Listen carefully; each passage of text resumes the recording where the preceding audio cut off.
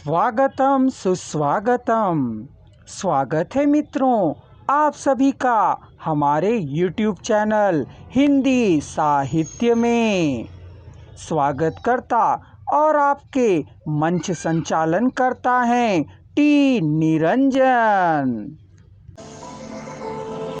एक विकासशील देश के पास कई सारी समस्याएं होती हैं। उसी तरह अगर हम आधुनिक भारत के पास की उपलब्ध समस्याओं की चर्चा करें तो इनमें बेरोजगारी एक प्रमुख समस्या है।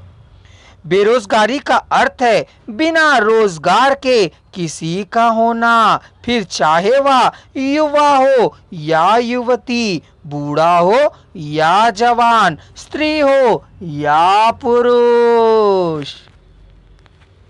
राष्ट्र निर्माण में युवकों की अहम भूमिका है और यदि युवा पीढ़ी अपनी क्षमता के अनुरूप रोजगार पाने में असफल होती है तो वह राष्ट्र की प्रगति में रुकावट बनती है।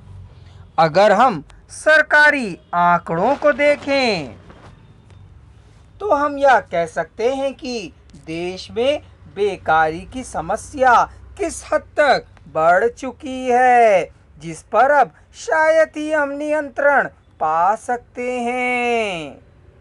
आजादी के पूर्व भारत में ग्रामोद्योगों की स्थिति अच्छी थी, पर अब ग्रामोद्योगों के नष्ट हो जाने के कारण गांव के निवासी गण बेरोजगार हो गए।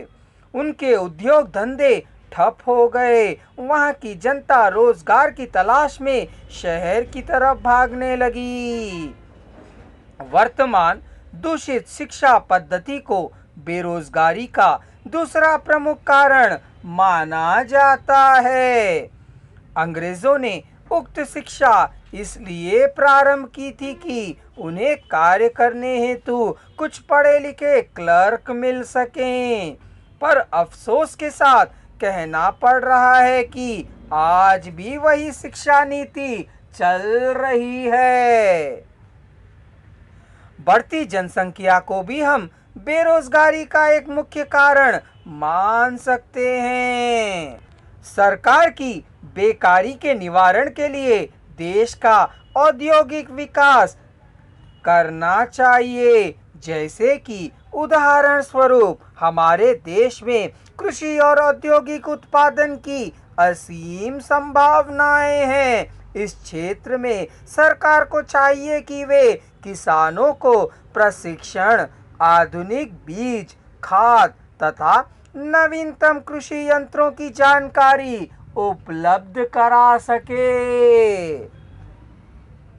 जैसा कि हम पहले भी कह चुके हैं कि पुरानी शिक्षा नीति को बदलकर सरकार को अपने शिक्षा विभाग को यह आदेश देना चाहिए कि आज की ज़रूरत के हिसाब से अपने नीति में बदलाव लाए व समय के अनुसार शिक्षा उपलब्ध करवाए। बढ़ती जनसंख्या पर भी रोक लगाना अति आवश्यक है, अन्यथा सारी की सारी योजनाएं विफल हो सकती हैं।